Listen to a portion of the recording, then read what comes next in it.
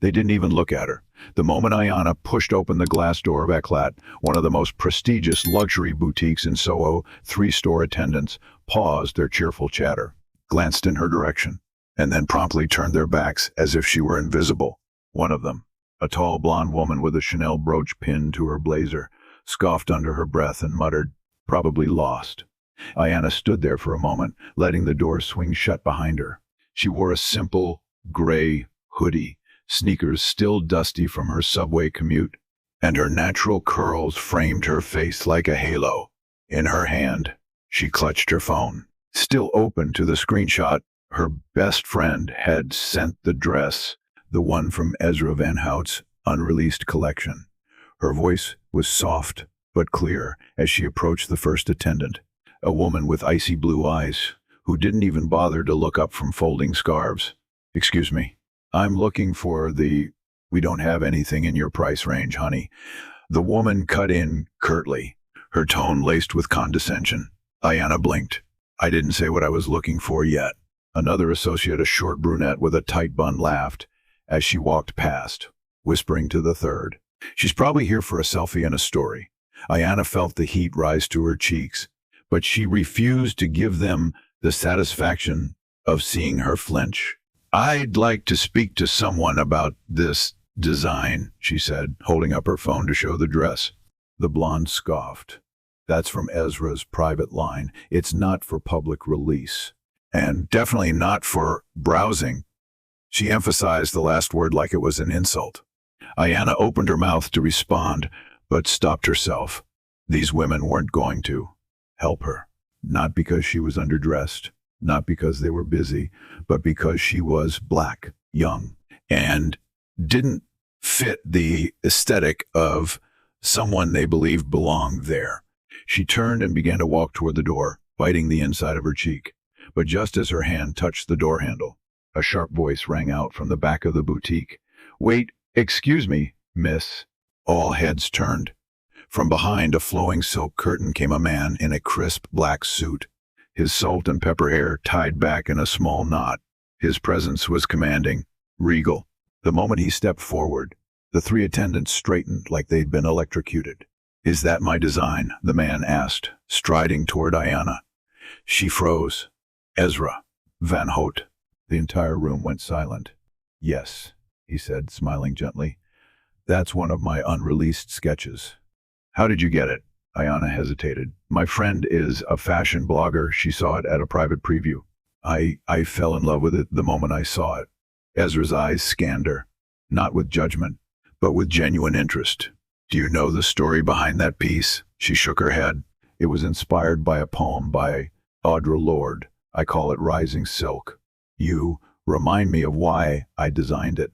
The blonde attendant stammered. "Sir," she came in unannounced, "and I'm aware," Ezra interrupted, "and she came in with purpose, unlike you, Clarissa." Clarissa's face turned crimson. Ezra turned back to Ayanna. "Would you join me in the back? I want you to see something." Her lips parted in shock. "Yes, of course." As they disappeared behind the curtain, the boutique fell into stunned silence. Inside the studio, Ayanna's eyes widened. Mannequins stood like statues, draped in ethereal fabrics. Sketches lined the walls. It was a dream, and she was walking inside it. "I apologize for how you were treated," Ezra said as he poured her a glass of sparkling water. "Unfortunately, some people confuse luxury with exclusion." She looked at him, still in disbelief. "I didn't think you'd even be here. I'm always here. I make it a point to meet the people who truly appreciate the work, not just the price tag." She nodded slowly. "I'm Ayanna, by the way. Ayanna Carter." "Well, Ayanna," he said with a warm smile, "would you like to try the dress?" Her eyes widened. "Seriously, I insist." A few minutes later, she stepped into the dressing room. When she emerged, wrapped in flowing midnight silk that shimmered with every movement, Ezra's eyes lit up. "It was made for you," he whispered. She couldn't speak. He turned to an assistant. "Cancel the influencer fitting for this afternoon." "I've found my muse," Ayanna gasped. "Wait, what?" "I want you to walk in my fall showcase." he said simply. If you're willing. Tears welled in her eyes. Yes, yes, I'm willing. And outside, through the glass wall, the three attendants watched in stunned disbelief as Ayanna stood beside Ezra. Radiant, in the dress they claimed she couldn't afford, and the whole world would soon know her name. Ezra gently guided Ayanna back to the plush velvet seat beside his work table as the assistant wheeled over a rack of gowns. You have something rare, Ayanna, he said, lifting a sketchbook. When you walked in, I didn't just see someone wearing a hoodie. I saw posture. I saw fire. That's what I look for, not labels. She blinked back the tears threatening to escape. I didn't even think you'd notice me. I was going to leave. They didn't want to help me. He nodded grimly. They're trained wrong. I'll fix that. The assistant, a tall man with sharp cheekbones and an English accent, handed her a tablet. We'll need your measurements and a few headshots. Ezra wants to commission a piece, made just for you. Ayanna nearly dropped it. Commission? For me? Ezra chuckled. You said you loved the dress. That means you felt it. I don't need models who look like hangers. I need women who carry stories. You carry one. She stared down at her hands. I grew up in the Bronx. My mom worked 2 jobs. She always said, if you ever walk into a place and they treat you like you're invisible, walk louder. Her voice cracked, but I wasn't sure if I could. You just did, Ezra said, and now the world's going to hear you. The next 2 hours were a blur of fabric draping, camera flashes, laughter, and brainstorming. Ezra gave her a personal tour of the atelier, explaining the inspiration behind his latest collection. It was called She Who Dares. Every piece honored a woman who defied expectations, rebels, poets, warriors. You're going to close the show in a piece named after Lord's most defiant line, Ezra said. I am deliberate and afraid of nothing. Ayanna's jaw dropped. You're naming it after me, he grinned. You'll walk the finale. And when you do, I want you to think of every door that was ever shut in your face. The next day, Ayanna walked into the boutique again, but this time, it was different. Clarissa saw her and immediately stood stiff. Can I help? Ezra appeared behind her like a shadow. Ayanna, my dear, he said warmly, embracing her like an old friend. Clarissa, please steam Miss Carter's fitting room. She'll be trying on the finale piece today. Ayanna held back a smirk as Clarissa paled and scurried away. As the weeks passed, Ayanna trained under Ezra's top coordinators. Walking in heels wasn't new. She'd done a bit of amateur modeling before, but this was a whole different world. The press, the stylists, the choreography, the fittings. Ezra's show was one of the most anticipated events of the season. You're handling it like a queen, Ezra said one evening during rehearsal. Tell me, what does this moment mean to you? She exhaled slowly. It means that every time I wanted to quit, every time someone made me feel like I didn't belong, it wasn't wasted. This is redemption. The night of the show arrived. The Manhattan venue was a cathedral, transformed stained glass, replaced with hanging crystal. Pews swapped for sleek white benches, filled with editors, influencers, celebrities. Ayanna waited backstage, heart pounding like a drum in her chest. A stylist adjusted her bodice. You're the last walk, she whispered. You're the moment. Ezra stepped beside her. You nervous? Ayanna swallowed hard, terrified. He leaned in. Good. That means it matters. Walk like the world is watching, because it is. The lights dimmed. The music began, a blend of strings and thunderous drums. Models flowed like rivers down the runway, each one wearing gowns that spoke of power and grace. Then, silence. Spotlights shifted. A slow rising crescendo, and Ayanna stepped into the light. She was breathtaking. The finale dress flowed around her like waves of night. Deep indigo silk with glimmers of silver thread, shaped into curves that hugged and billowed. Her afro haloed her head like a crown. Her eyes were locked forward, her chin high. The room held its breath. Cameras clicked in bursts like fireworks. Some audience members leaned forward, whispering her name. Already printed on the program, Ayanna Carter, Muse. She walked with fierce grace, Her every step declared, "I belong here." At the end of the runway, she paused, then raised her head slowly and gave a single deliberate nod. The room erupted. Backstage, Ezra was waiting. The moment she stepped behind the curtain, he swept her into a proud embrace. "You did it. You were glorious." Ayanna was breathless. I don't even have words." "You don't need them," he said. "You were the word." The next morning, Ayanna woke up to chaos. Her phone buzzed nonstop texts, missed calls, DMs exploding. She fumbled for it, blinking at the screen. Vogue tagged you in a post. Ezra Van Hout official mentioned you in a story. New York Times, who is Ayanna Carter, the new face of fashion's reckoning. She gasped. Her face was everywhere, magazines, blogs, TikToks. Clips of her walk were trending globally. Her mom called crying. "Baby, you look like a goddess. I watched 10 times. I'm so proud of you." Ayanna choked up. "You always believed in me, even when I didn't." A week later, she sat with Ezra in a sunlit cafe. He was reading a printed article from Elle. "Listen to this." Ezra Van Hout's most powerful statement wasn't fabric, it was Ayanna Carter. She laughed. "That's insane." "It's just the beginning," he said. "You've got interviews with Essence, Teen Vogue, and Harper's this week. You ready?" Ayanna grinned. "Born ready." He leaned back, sipping his espresso. "And what do you want to do after all this?" She paused. "I want to start my own brand, but not just clothes, a movement. For girls who were told they weren't too muchish or not enough. I want them to know their art." Ezra smiled. "Then let's make that happen." And so Ayanna Carter went from being ignored in a boutique to becoming the face of a revolution. Her story inspired thousands. She launched a foundation for young Black girls in fashion, mentored aspiring creatives, and built her label around one simple mantra: walk louder. Because sometimes the girl they ignore becomes the icon they can't stop talking about. 3 months had passed. Ayanna Carter was no longer just a name on a show program. She was a phenomenon. Her image graced the covers of Essence and Elle, and she had just been announced as the new face of Ezra Van Hout's upcoming fragrance campaign, Rebel Silk. But it wasn't just about fashion. It was about the story. Ayanna's journey became a symbol. Interviews clipped her moment at the boutique again and again, her quiet dignity in the face of condescension, the way she walked away. And the iconic moment Ezra chased her down and changed her life. One viral tweet read, "They ignored her because she wore a hoodie.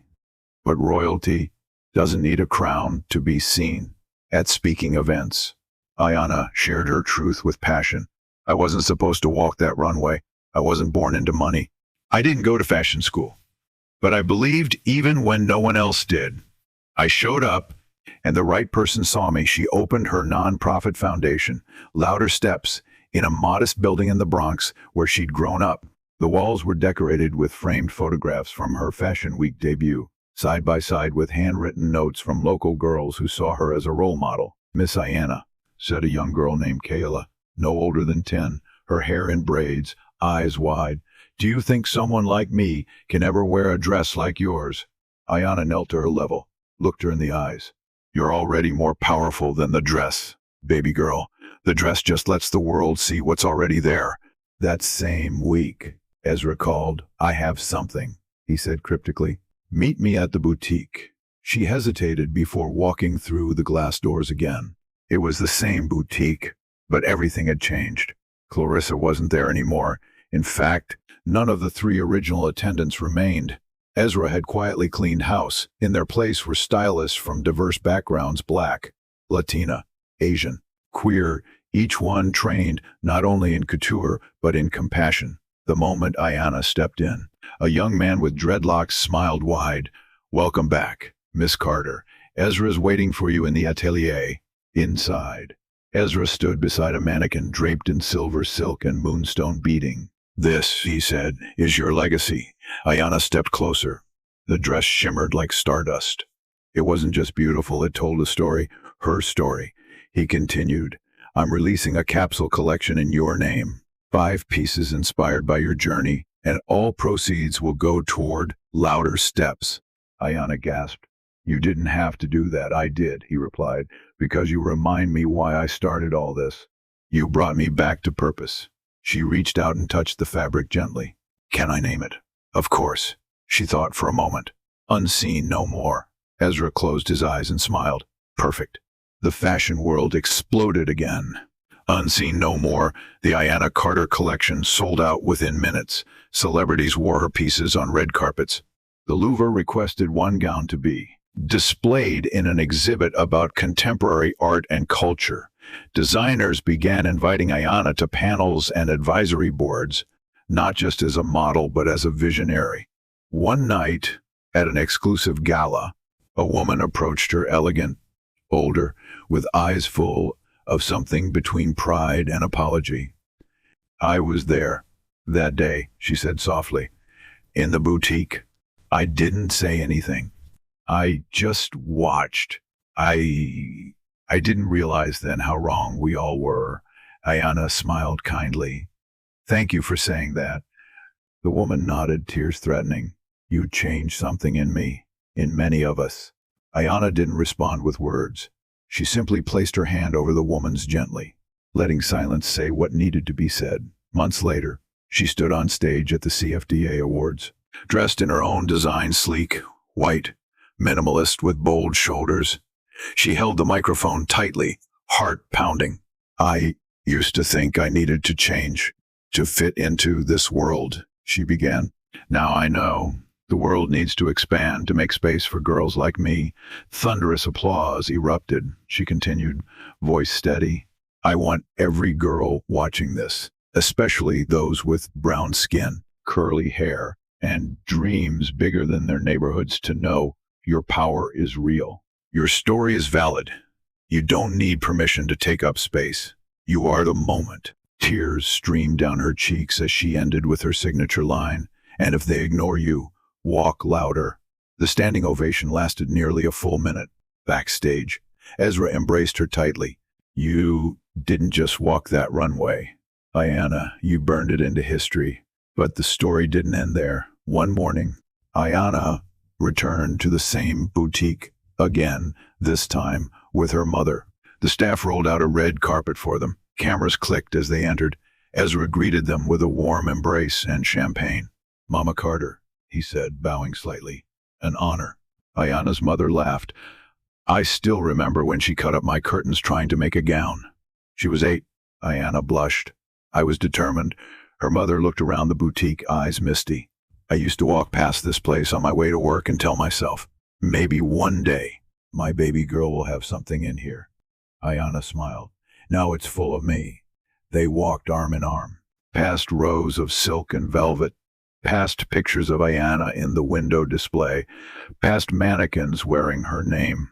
Her mother whispered, You made the world see you. Ayanna looked at her. No, Mama. We made them see us. That night, after all the events, the applause, the headlines, Ayanna stood alone on a rooftop, looking out over New York's endless skyline. She wore no makeup, no gown, no cameras around her, just her hoodie, the same one she wore the day she walked into a clat. She zipped it up and smiled to herself. It had never been about proving herself to anyone. It had always been about walking through the fire and choosing to shine anyway.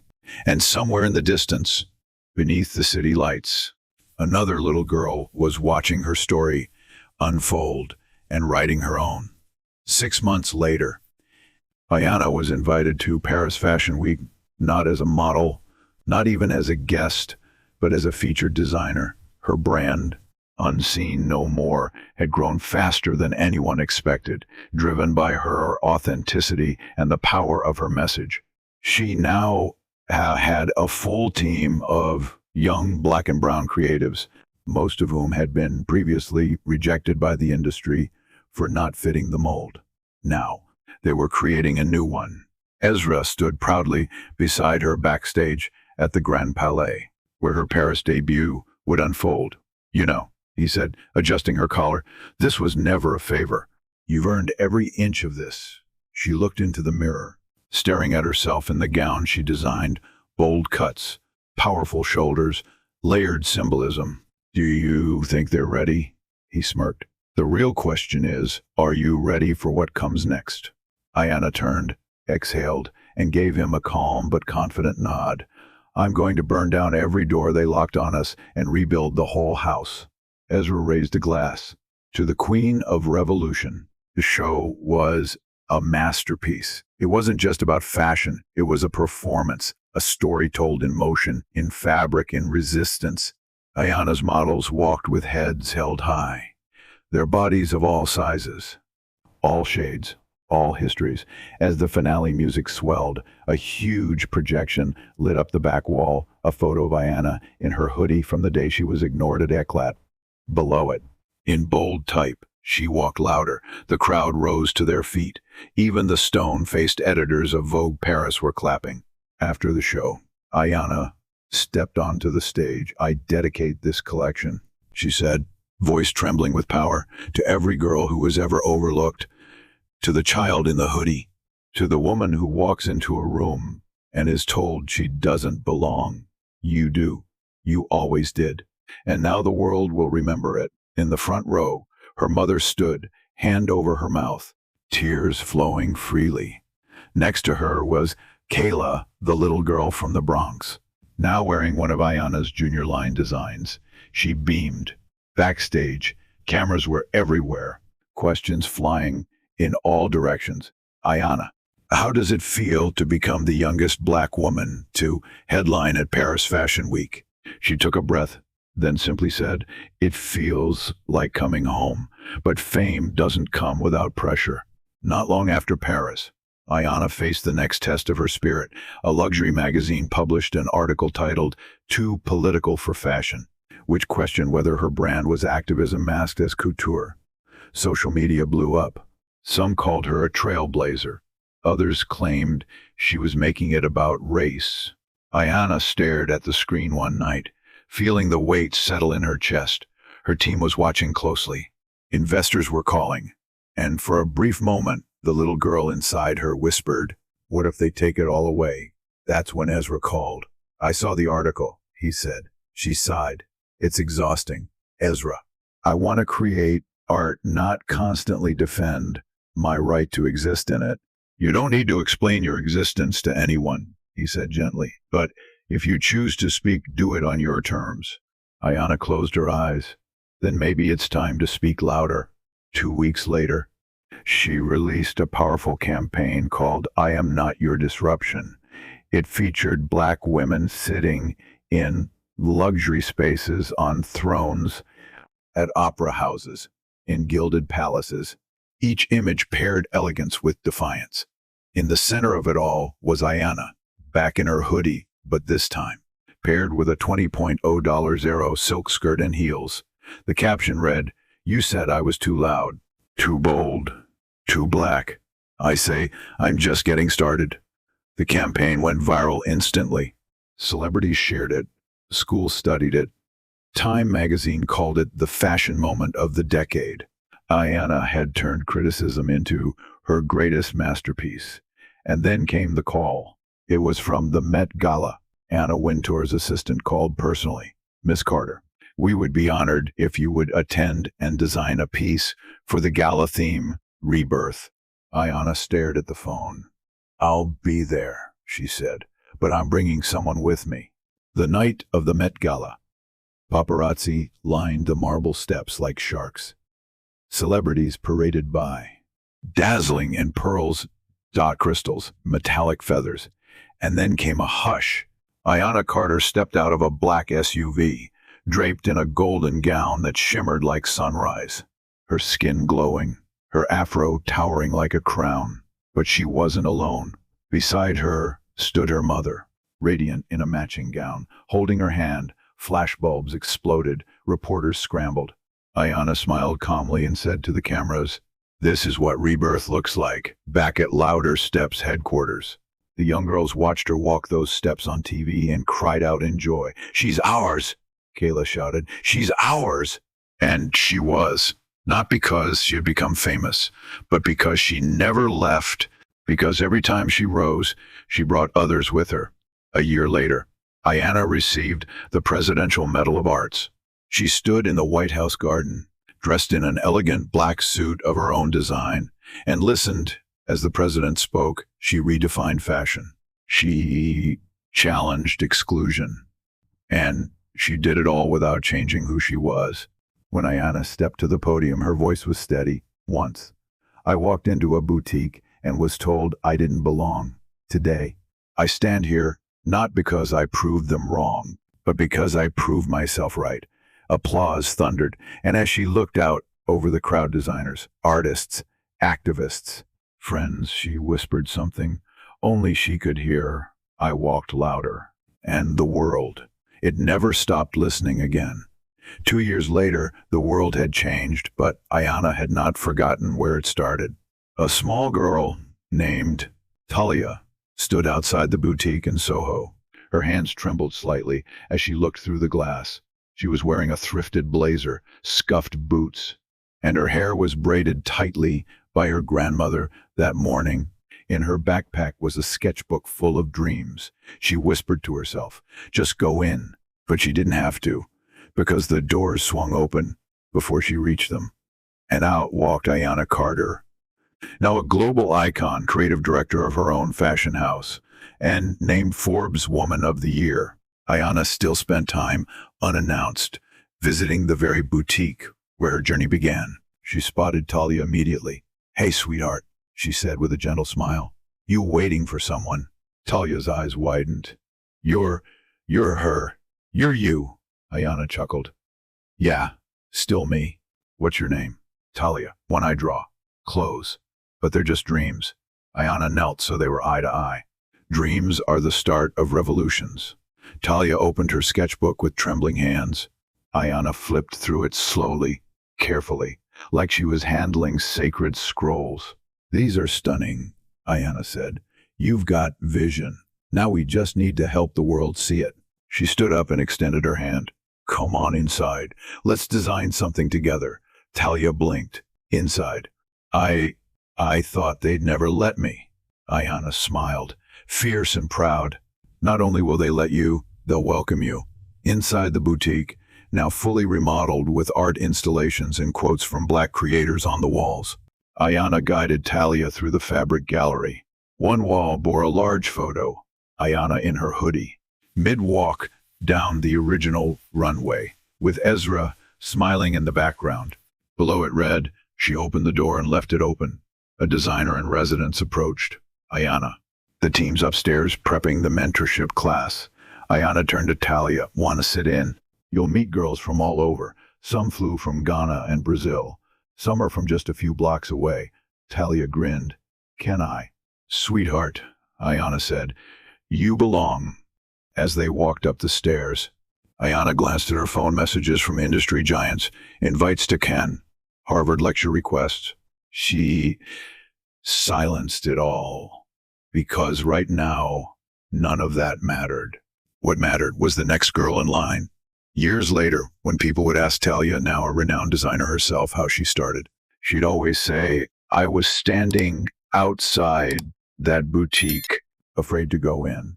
And then Ayanna Carter stepped out, held my hand, and walked me through the same door. They once shut in her face. She'd pause, then smile. And I've been walking louder ever since.